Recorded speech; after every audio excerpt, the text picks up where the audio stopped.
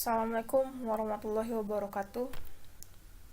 Ya ayyuhallazina amanu hal adulukum ala tijaratin tunjikum min azabin alim tu'minuna billahi wa rasulihi wa tujahiduna fisabilillahi bi amwalikum wa anfusikum zalikum khairul lakum in kuntum ta'lamun. Pada pertemuan kali ini, pertemuan kedua, kita akan membahas tentang konsep dasar bilangan kompleks, di mana asal bilangan kompleks itu muncul dari bentuknya persamaan umum kuadrat. Sebelumnya pastinya kalian sudah mempelajarin bentuk umum dari persamaan kuadrat ini pada tingkat SMA, di mana bentuk umum persamaan kuadrat ini kita kenal dengan AX kuadrat ditambah BX ditambah C sama dengan 0, di mana si A, B, C ini adalah koefisien. Dan apabila kita mempelajari tentang bentuk umum persamaan kuadrat, pastinya kita pernah menyinggung tentang akar-akar persamaan kuadrat, di mana akar-akar persamaan kuadrat ini yang kita kenal itu dengan D sama dengan B kuadrat dikurang 4AC, di mana jika si D-nya ini apabila sama dengan 0, maka X1-nya nantinya ini sama dengan X2 itu akan sama. Dan apabila D-nya lebih besar dari 0, maka X1 dan X2-nya itu bernilai bilangan real. Apabila nantinya D-nya itu lebih kecil dari 0, maka dia akan menghasilkan bilangan imajiner. Ya, kalian pasti sudah mempelajari juga tentang bilangan imajiner itu seperti apa, ya kan? Nah, cara untuk mendapatkan akar persamaan yang di atas ini tadi, akar persamaan kuadrat ini, itu kan bisa kita lakukan dengan rumus ABC, di mana rumus ABC itu yang kita ketahui adalah X1, X2, ini X1 atau X2, kan kita kadang bisa kita buat seperti ini kan. Nah, X1 atau X2, tapi ini saya singkat saja jadinya X1, X2, rumusnya itu adalah min B plus minus akar B kuadrat kurang 4AC. Akar B kuadrat kurang 4AC ini kan bisa kita kenal dengan D ini tadi kan, per 2A. Apabila telah mengenal rumus ABC di atas dan mengetahui nilai si D-nya ini lebih kecil dari 0, maka akan muncul bilangan yang disebut dengan imajiner. Ya, tadi kan kita ketahui apabila D-nya sama dengan 0, maka akan muncul bilangan imajiner. Baiklah, kita masuk aja langsung ke contoh. Nah, di sini ada contoh yang pertama, tentukan akar-akar persamaan kuadrat berikut ini.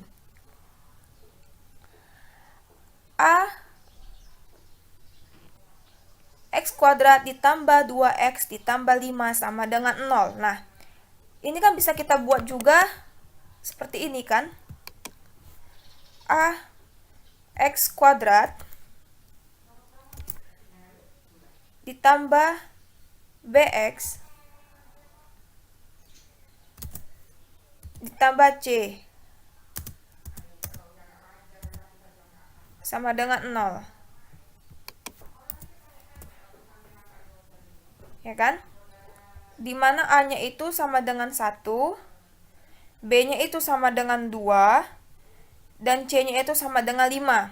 Maka akar persamaan kuadrat di atas adalah, tadi kan rumusnya X12, di mana rumusnya itu min B plus minus akar B kuadrat dikurang 4AC per 2A. Kita masukkanlah nilainya.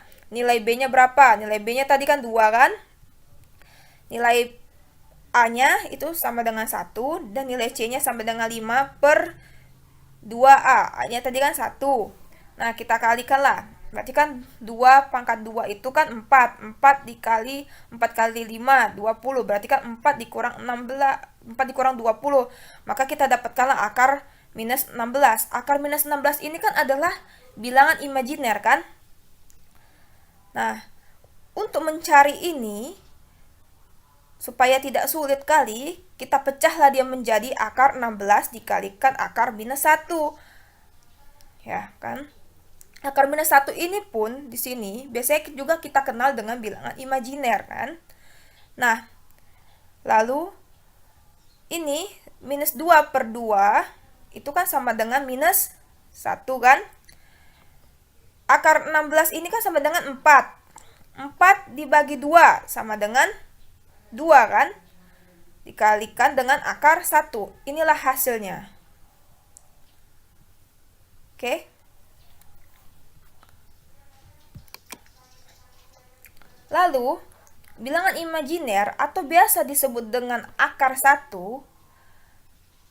dan biasanya bilangan imajiner itu kalau dalam fakultas teknik atau lebih dalamnya lagi tuh biasanya digunakan di teknik elektro, bilangan imajiner ini atau akar minus 1 ini biasanya itu dilambangkan dengan J atau yang biasanya dikenal dengan Joules.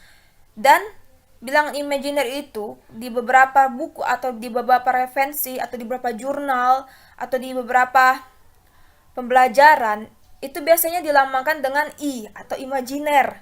Nah, berhubung karena kita bukan anak teknik, maka kita gunakanlah si akar min 1 itu sama dengan I.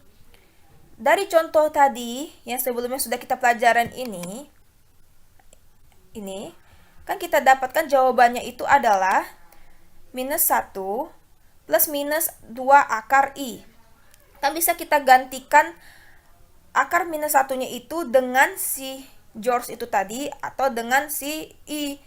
Karena kita di sini matematika, kita menggunakan si I sehingga dapat ditulis dengan, nah ini apabila kita kalau misalnya kita gunakan di teknik, inilah dia jadinya kan minus 1 plus minus 2J, atau karena kita di matematika kita gunakanlah yang si I-nya kan minus 1 plus minus 2I. Karena kita di matematika maka kita menggunakanlah X12 sama dengan minus 1 plus minus 2I. Nah, sampai di sini kita kan juga bisa membuat seperti ini kan. X, misalnya tadi X1-nya negatif. Ini kan bisa kita pecah ini kan. Atau bisa dia menjadi X1 itu minus 1 ditambah 2I X2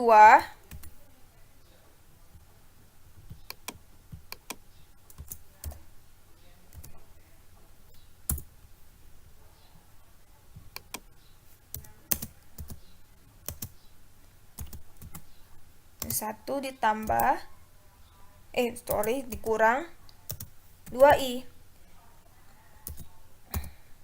Nah, ini bentuk ini yang atau X1 sama dengan minus 1 ditambah 2I, X2 sama dengan minus 1 dikurang 2I. Ini kan bentuk-bentuk dari akar persamaan yang biasanya kita kenal dengan konjugasi kan. Nah, karena kita di sini membahas tentang bilangan kompleks, maka ini bisa disebut dengan konjugasi bilangan kompleks.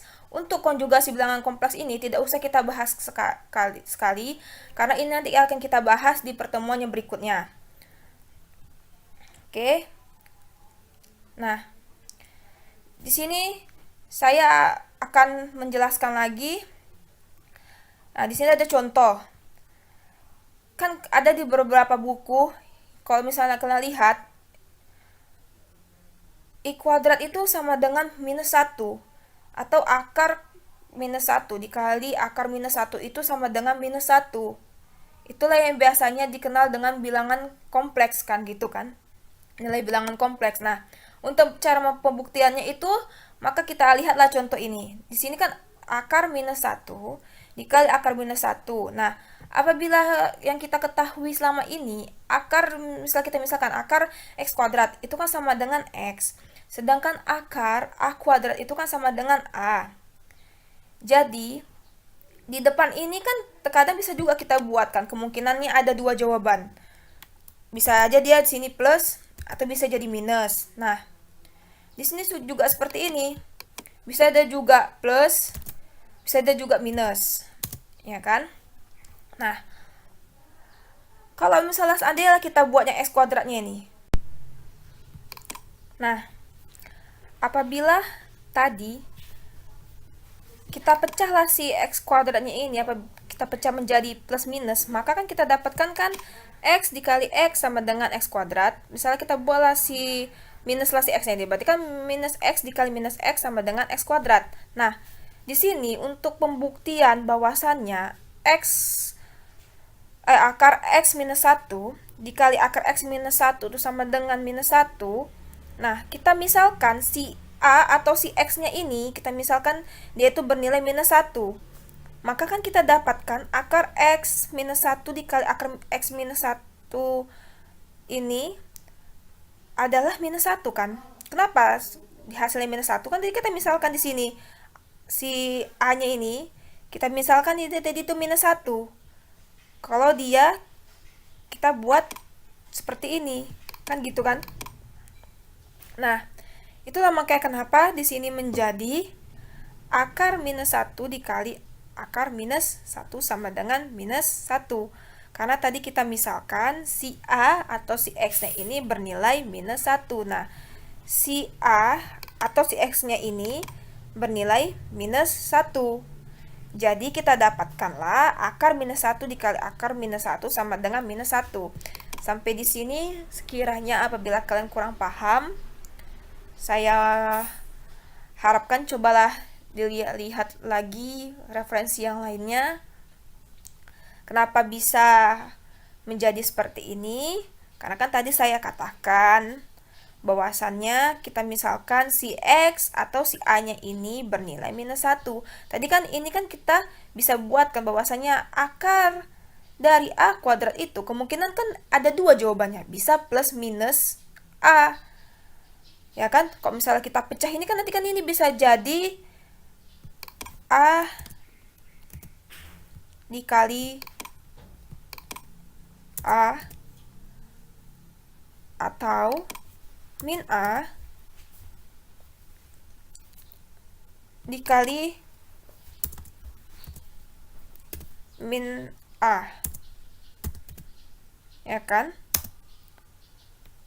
Sama dengan X kuadrat. Ya, di sini memang hasilnya itu positif, tapi karena tadi kita misalkan tuh jawabannya itu ada dua, plus atau minus, ya kan? Nah, kita misalkan di sini tadi jawabannya itu adalah minus 1, si A-nya ini tadi jawabannya ini. Nah, itulah kenapa bisa menjadi akar minus 1 dikali akar minus 1 sama dengan minus 1.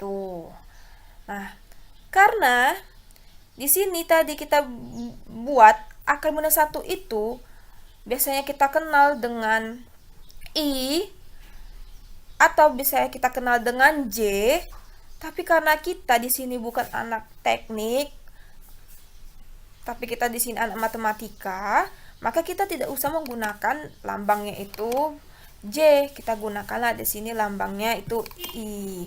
Maka kenapalah nanti di bilangan kompleks itu I dikali I itu adalah minus 1, atau biasa dikenal dengan I kuadrat sama dengan minus 1. Dari sinilah itu pembuktiannya. Sampai di sini semoga kalian paham. Kita lanjut. Nah, tadi kan kita bisa aja ngebuat bahwasannya kemungkinan kita dapatkan itu 2. Yang seperti ini tadi saya buat. X1 bisa kemungkinannya itu minus 1 ditambah 2i, atau X2 bisa kemungkinan minus 1 dikurang 2i kan. Oke. Nah, di mana yang biasanya kita tahu bahwasannya 2i ini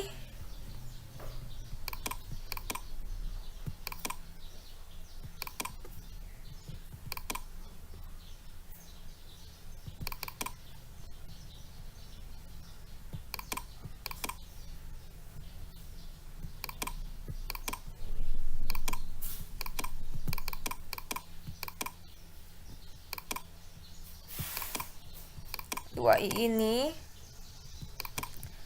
adalah bilangan imajiner kan?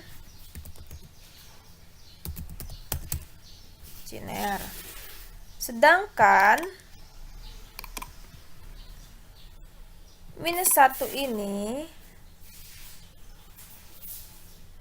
biasa kita kenal dengan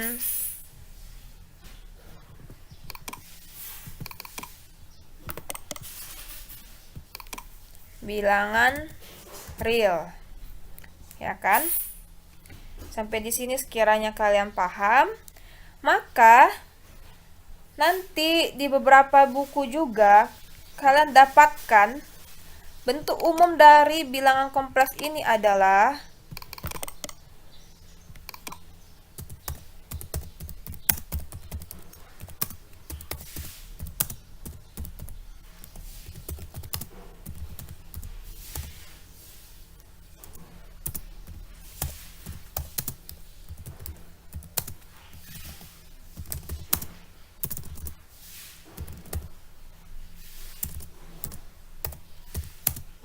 Z sama dengan A ditambah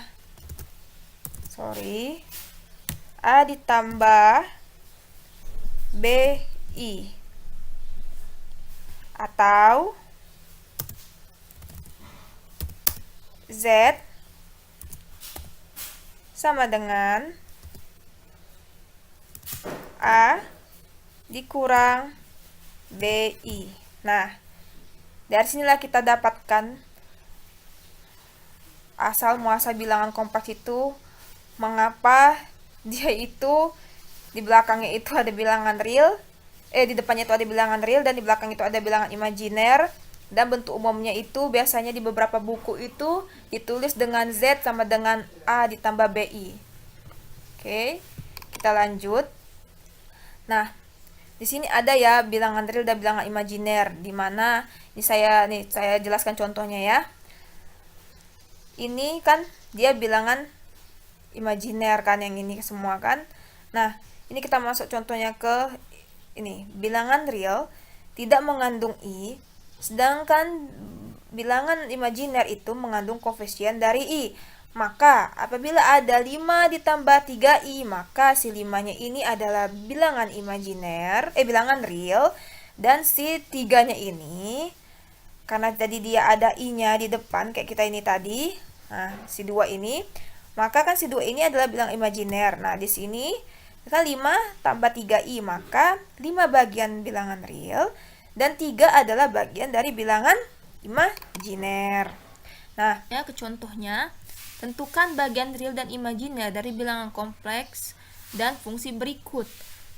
Yang pertama, si A-nya ini Z sama dengan 3 dikurang 4i. Maka di sini bilangan realnya itu adalah 3 dan bilangan imajiner itu sama dengan minus 4. Kenapa seperti itu?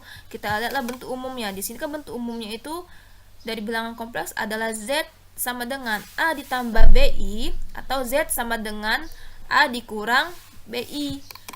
Maka di sini tadi contoh soalnya itu kan Z sama dengan 3 dikurang 4i. Maka si 3 ini adalah bilangan real dan si minus 4 ini adalah bilangan imajiner.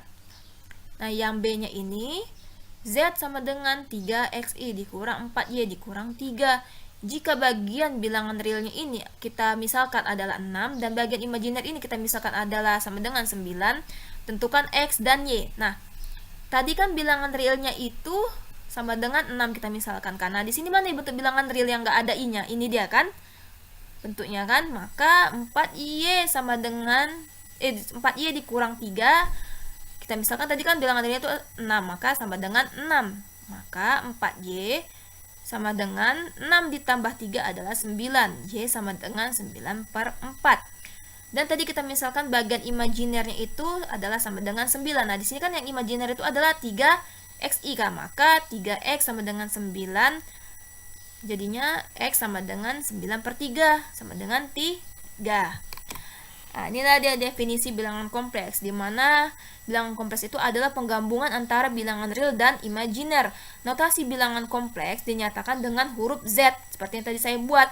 Sedang huruf X dan Y menyatakan bilangan real.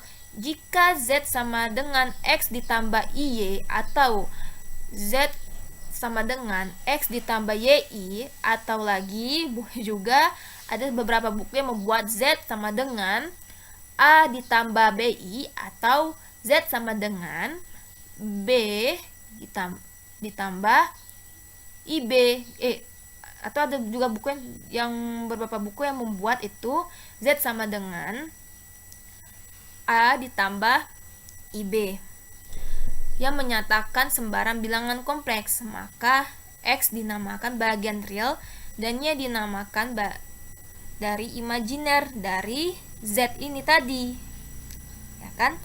Bagian real dan bagian imajiner dari bilangan kompleks Z ini tadi biasanya dinyatakan dengan real Z dan imajiner Z. Oke, kita masuk saja langsung ke sifat-sifat bilangan kompleks.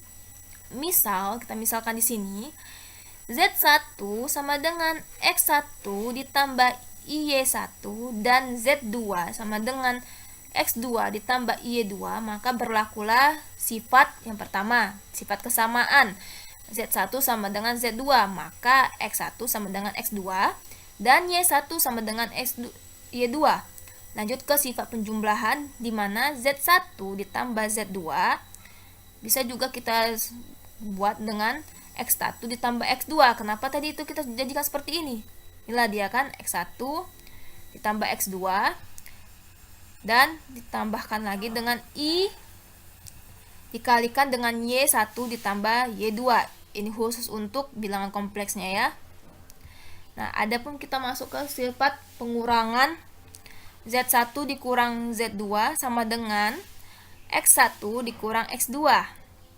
Ya kan? Kenapa X1 dikurang X2? Tadi kan kita ketahui, yang ini kan ada bilangan bentuk bilangan real dan ada bentuk bilangan imajiner, ya kan?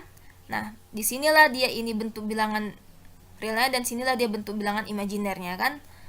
Nah, di sini masuk kita lagi ke sifat perkalian, di mana ada Z1 dikali Z2. Mana Z1 kali Z2-nya?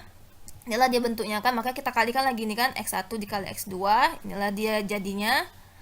Lalu kita kalikanlah ini Y1 dikali Y2, inilah dia jadinya. Dan ada juga yang tadi itu kan kita menggunakan bilangan si kompleksnya kan, maka bentuknya menjadi I dikali ini semuanya kan. Itulah dia sifat perkaliannya. Lanjut aja kita ke contoh soal dari bilangan kompleks. Diketahui Z1 sama dengan minus 5 ditambah 7i dan Z2 sama dengan 3 dikurang 2i. Tentukan Z1 ditambah Z2, Z1 dikurang Z2 dan Z1 dikali Z2. Nah, di sini kan tadi kan kita ketahui dari soal bahwasannya X1-nya itu kan sama dengan minus 5 kan? Ya kan? X2-nya itu sama dengan minus 3 kan? X2-nya sama dengan 3 kan? Dan Y1-nya itu sama dengan 7. Y2-nya itu sama dengan minus 2. Ya kan? Maka tinggal kita masukkan ya tadi ke rumus yang ini tadi bentuknya nih. Sifat penjumlahannya kan X1 ditambah X2 ditambah I dikali Y1 ditambah Y2 kan. Maka kita masukkan saja langsung X1 ditambah X2 ditambah I dikalikan Y1 ditambah Y2. I X1 nya berapa tadi? Min 5. X2 nya positif 3. Bentuk imajiner tadi, I nya dikalikan kan Y1 ditambah Y2 kan, maka 7 ditambah minus 2, jadinya minus 2 ditambah 5i. Jangan lupa ada i nya, karena di depan kan kita kalikan i kan, hasilnya ini tadi kan. Nah, Z1 dikurang Z2 nya pun begitu juga, kita dapatkan tadi dari rumus yang ini, sifat pengurangan. Tinggal kita gantikan aja juga seperti si penjumlahan tadi, maka kita dapatkanlah minus 8 ditambah 9i. Dan yang perkalian tadi kan Z1 dikali Z2, dimana sifat perkalian itu tadi kita menggunakan ini kan, kita kalikan dulu dia X1 dikali X2, terus Y1 dikali Y2. Juga ada yang dia bentuk dari bilangan kompleks atau imajinernya, inilah dia kan, I dikalikan X1 dikali X2, lalu kita kalikan lagi dengan X2 dikali Y1. Nah, inilah dia sifat-sifatnya ya anak ya, yang perlu kalian ketahui. Tinggal kita masukkan aja, X1 nya tadi minus 5, X2 nya tadi 3, Y nya 1 tadi 7, Y2 nya minus 2, X1 nya adalah minus 5, Y2 nya adalah minus 2, X2 nya tadi adalah 3, Y1 nya lagi adalah 7, maka ini dikalikan ini sama dengan 15, ini dikalikan ini sama dengan positif 14, karena kan 7 dikali minus 2 kan sama dengan minus 14 kan, ketemu negatif jadinya positif. Nah, sampai sini kalian paham lah ya. Maka dia dapatkanlah hasilnya minus 1 ditambah 31i. Ya kan?